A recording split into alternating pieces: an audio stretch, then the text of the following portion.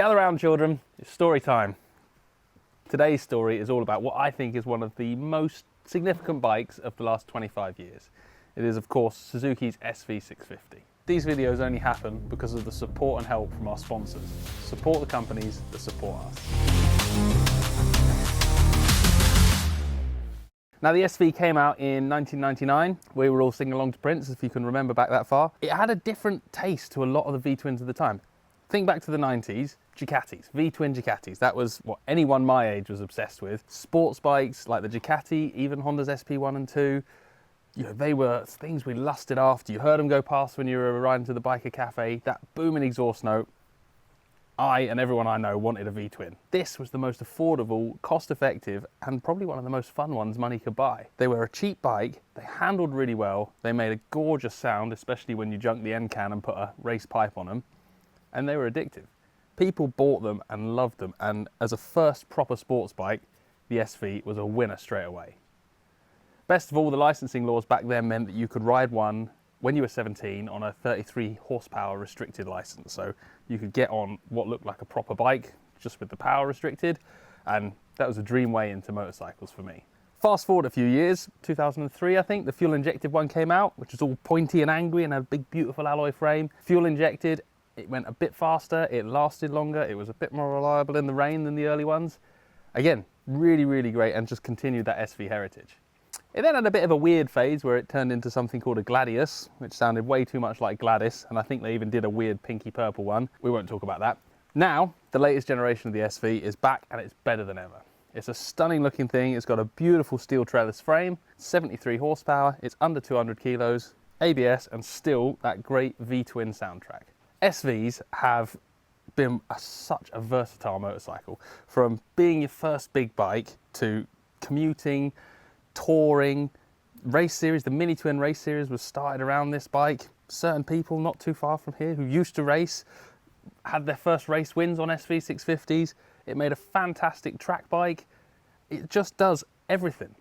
And so with that in mind, we thought we'd get hold of one of these latest ones and go and do everything on it. We're going to go and race as many cars as we can. We're going to go and do wheelies on it. We're going to go and do touring, trips, maybe even a track day. Just want to show how much fun you can have for 7 grand and have a proper good V-twin sports bike experience. I think I've waxed lyrical about the SV enough for now. For sure there's going to be bits we don't like, bits we find, bits we pick up on, but all in all, for £7,000, the SV is and always has been a great value V-twin sports bike.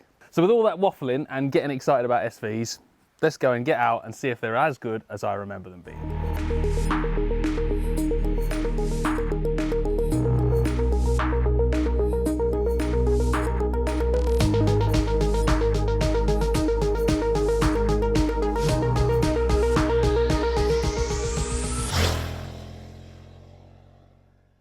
You know what? The SV's still got it, even in this modern world of traction control and rider modes and all the 230 horsepower bikes that we have on offer to us today. That thing still put a huge smile on my face today. If anything, it felt to me better than I remember them. I think the motor's a little peppier. It's got the new twin spark version of the motor, which makes it more economical. It does something stupid like 60 to the gallon, but it makes it a little bit more aggressive. To me, that's how it feels. And maybe now the fact that it's 198 kilos, which is not super light, but it's still reasonably light for, especially for a budget end bike. I'm buzzing on it. I've had an absolute blast, and it's all about the engine. Engines are important, they matter. And more of these category bikes are parallel twins. That's the fashion at the moment, is a parallel twin engine. And they're great. They're great. They're not a V-twin. V-twin's wonderful. That sort of thumpy, fire it out of a corner. I came through a 30 limit earlier, bumbling along, got to the national speed limit sign and cracked the throttle open and roared out, and then went to change up to 6th and realised I was already in 6th. And that doesn't happen on a parallel twin. It does on this. You've got so much torque. It's a real characterful engine. Oh, tick the cliches as well for a V-twin review, but it really does feel nice. It makes you want to thrash it. I had an absolute blast riding it around the lanes today. SV650, value for money in terms of smiles per pound, right up there. Really recommend it. Now, I did come across a few chinks in the SV's armour. You'd hope so. Otherwise, everyone should just go and buy one of these. The suspension's pretty good actually. It reminds me of the Triumph Trident, and I mean that in a good way. It steers reasonably well. It's a little lazy turning in, but I'm sure we could fix that with tyres and a bit of adjustment, but it steers, makes you throw it around a bit more. It gets a little bit of a sort of bouncy wiggle on. We were riding some pretty gnarly roads today. It's some of my favourite yumpty-jumpty rally type roads, and it just lets you know when you've pushed too hard by doing a little kind of shimmy of the bars and a little bounce and a hop. And personally, I find that good. For me, I want to be able to ride a bike as hard as that bike can be ridden, and when you're close to the limit or close to what the bike's happy doing, it's nice to have a warning that isn't a great big slap across the face. It's just nice to have a little bit of movement and feel like you're actually getting on with it and you're pushing the bike. That for me is one of the biggest, most fun things about riding a motorcycle, and the SV does that really well. It's easy to sneer at things like, you know, old school 4-pot Tokikos. They're not even radially mounted. Rubber brake hoses, little details like that that particularly, I'm guilty of it myself, when you're in a motorcycle reviewing role and well, it doesn't have these things, but brakes are great. So does it matter that it doesn't have braided hoses? No. Does it give you something to upgrade to make your bike look nicer? Yeah, which is part of the fun, isn't it?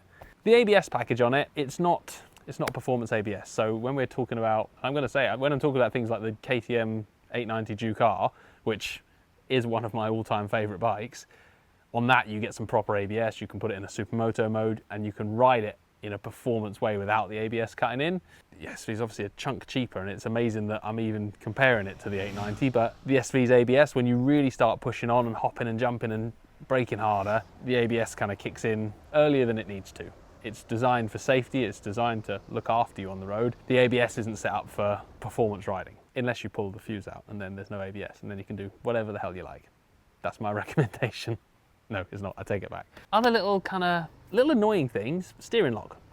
There's not that much steering lock on it, which is really annoying to someone whose job involves them doing 25,000 U-turns in a day. If you don't ride through town and don't constantly weave in and out of traffic and do U-turns in tiny streets, it won't annoy you. If you do U-turns 25,000 times a day, you'll want more steering lock. So all in all, I am renewed with excitement, I think is the word, for the SV650. I've won races on them, I've crashed on them, I've hurt myself on them, I dislocated my first bone on them. They've always got a bit of a story for me, the SV, and I think it's the bike makes that. The character, the soul, the feel of that engine, it just makes you want to go out and have an adventure and makes you want to ride your bike flat out everywhere. I've got a lot of time for that. So what next for the SV? Because I don't really want to leave it at that. I think this is a capable little bike, and I think we need to go and cause some chaos with it. So we're going to start a new series as of now called Challenge SV. Challenge SV is basically seeing what this reasonably humble 7 grand bike can actually do in terms of performance, in terms of riding, in terms of traveling, touring, all that sort of stuff. So first up, performance. We're going to take it drag racing. We're going to go and find how much money you have to spend on a car to beat this thing, because it will be more than 7 grand, I promise you that. So a little bit of drag racing, possibly some wheelies. We like wheelies, the SV likes wheelies. I introduced it to a few today, it loved it. So I think that's going to be the first step. From there, who knows, maybe some off-road, maybe some touring, maybe some track days. Fire some suggestions at us in the comments, and if we like them, we'll do them. If you've got £7,000 lying around that you're thinking of investing for your future, don't bother, just buy an SV. The apocalypse is coming, motorbikes are awesome.